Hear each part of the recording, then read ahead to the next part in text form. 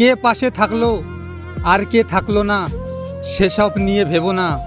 নিজেকে গুরুত্ব দাও, কিছু মুখোশকেও চিনতে শেখো। তোমার জীবনে যে জিনিসগুলো তোমাকে মানসিকভাবে কষ্ট দেয়, আস্তে আস্তে সেগুলোর গুরুত্ব কমিয়ে দাও। বেশ নিজের মতো করে শান্তিতে থাকো, আনন্দ নিয়ে বাঁচো। মানুষের প্রিয় হতেও অর্থনৈতিক যোগ্যতা লাগে। অর্থশূন্য মানুষ কখনো কারো প্রিয় হয় না। একটা বয়সের পর কারো সুন্দর চেহারা, গুড লুকিং, সুন্দর হেয়ার স্টাইল, এই সব কিছুই আর আকর্ষণ করবে না। যেটা আকর্ষণ করবে সেটা হলো একটা মানুষের ব্যক্তিগত চরিত্র।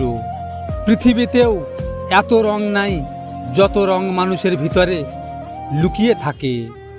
আমার এক আকাশ পরিমাণ ভালোবাসাও যখন তোমার হৃদয় স্পর্শ করতে পারেনি, তাহলে প্রিয় মেনে নিলাম আমি কখনোই তোমায় ভালোবাসিনি। একদিন তুমিও বুঝবে মিস করার কষ্টটা কেমন।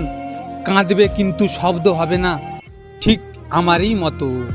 ভোলা যায় না স্মৃতি, বাঁধা যায় না সময়, জানা যায় না ভবিষ্যৎ, চেনা যায় না মানুষ, কেনা যায় না মন, ফিরে পাওয়া যায় না অতীত। আমি জানি না এটা আমার ভাগ্যের দোষ নাকি নিজের দোষ।